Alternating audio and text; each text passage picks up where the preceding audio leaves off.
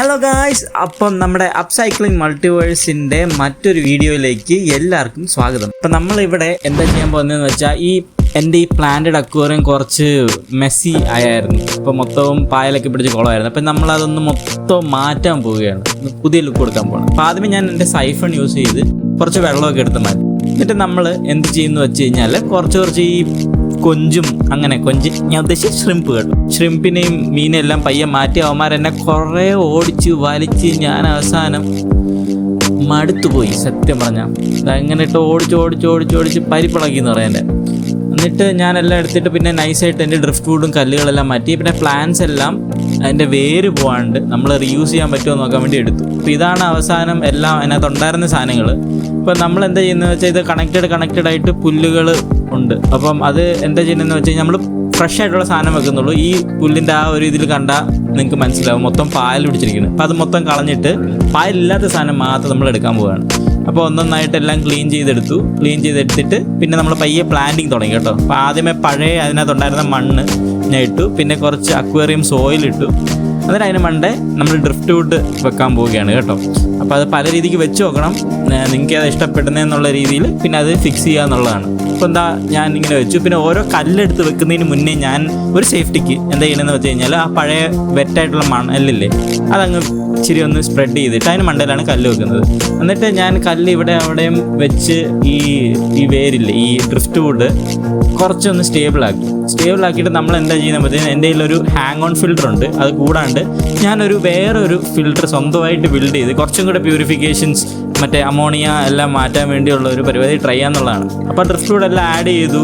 എന്നിട്ട് നമ്മൾ ഇനി എല്ലാം സെറ്റായി കഴിഞ്ഞ് ഇനിയാണ് നമ്മൾ മറ്റേ രണ്ടാമത്തെ ഫിൽറ്റർ പറഞ്ഞത്. ആ സബ്മേർജ്ഡ് പമ്പ് വെച്ചിട്ട് വെള്ളം പമ്പ് ചെയ്തെടുത്തിട്ട് കുറച്ച് വേറെ പരിപാടികൾ ചെയ്യാനാണ് ഞാൻ വഴിയെ ചെയ്ത് കാണിക്കും. അപ്പം നമ്മളിങ്ങനെ ഒരു തട പോലെ ഒരു ബാരിയർ പോലെ കെട്ടി, എന്നിട്ട് അവിടെയാണ് നമ്മൾ മറ്റേ നമ്മുടെ ഫിൽറ്റർ വെക്കാൻ പോകുന്നത്. അങ്ങനെ ഫിറ്റ് ചെയ്തിട്ട് പൈപ്പ് പുറത്തോട്ടെടുത്തു, അതുപോലെ തന്നെ വയറും പുറത്തോട്ടെടുത്തു. ഇനിയിപ്പോൾ നമ്മളിത് ഫുള്ള് നമ്മുടെ അക്വേറിയം സോയിൽ വെച്ച് നിറയ്ക്കാന്ന് പറഞ്ഞാൽ എംപ്റ്റി സ്പേസസ് എല്ലാം ഫില്ല് ചെയ്ത് കൊടുക്കാൻ പോവുകയാണ്. കുറച്ച് ഇവിടെയൊക്കെ വീഴുന്നുണ്ട്. ഇതെല്ലാം ചെയ്ത് കഴിഞ്ഞാൽ എനിക്ക് വേറൊരു പണിയും കിട്ടി, ഞാൻ ലാസ്റ്റ് പറഞ്ഞുതരാം.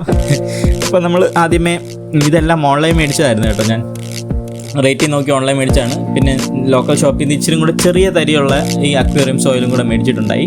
അപ്പോൾ അങ്ങനെ ഞാൻ വലിയ തരി താഴെ ഇട്ടിട്ട് അതിൻ്റെ മുകളിൽ ചെറിയ തരി ഇട്ടു. അതാണ് ചെയ്തത്. അപ്പം പിന്നെ അതെല്ലാം കഴിഞ്ഞിട്ട് നമ്മൾ ആ ഫിൽറ്റർ കാണാണ്ടിരിക്കാൻ വേണ്ടി ജസ്റ്റ് ഇങ്ങനെ ലാവാ റോക്കൊക്കെ മേടിച്ചിട്ട് അതങ്ങ് ഫില്ല് ചെയ്ത് വിട്ടു. പിന്നെ ഇവിടെ ചെറുതായിട്ട് കുറച്ചെണ്ണം വെച്ചു. പിന്നെ നമ്മൾ പ്ലാൻ ചെയ്യുന്നതിന് മുന്നേ ഇങ്ങനത്തെ ഒരു സ്പ്രേ മേടിച്ചിട്ട് മൊത്തത്തിലൊന്ന് നനച്ചു കൊടുക്കണം, എന്നാലേ ആ വേര് മറ്റേ നമ്മൾ നടുന്ന് ചെടി ഇരിക്കത്തുള്ളൂ. അപ്പോൾ മൊത്തത്തിലൊന്ന് സ്പ്രേ ചെയ്ത് കൊടുത്തു.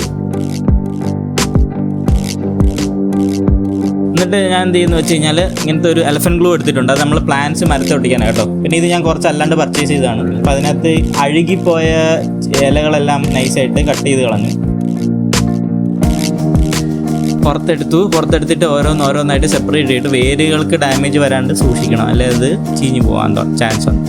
അപ്പോൾ ഇങ്ങനെ ഒരു ടോങ്സ് എടുത്തിട്ട് നമ്മളിങ്ങനെ അകത്തോട്ട് കയറ്റി ഇച്ചിരി പുറകോട്ട് വലിക്കണം. അപ്പോൾ അതവിടെ പ്രോപ്പറായിട്ടിരിക്കും. നമ്മൾ ഈ ടോങ്സ് ഇത് തിരിച്ചെടുക്കുമ്പം അതിൻ്റെ കൂടെ പൊങ്ങി വരില്ല. അപ്പോൾ ഞാൻ നൈസായിട്ട് എല്ലാം ഇവിടെ അവിടെയും ഒക്കെ പ്ലേസ് ചെയ്തു.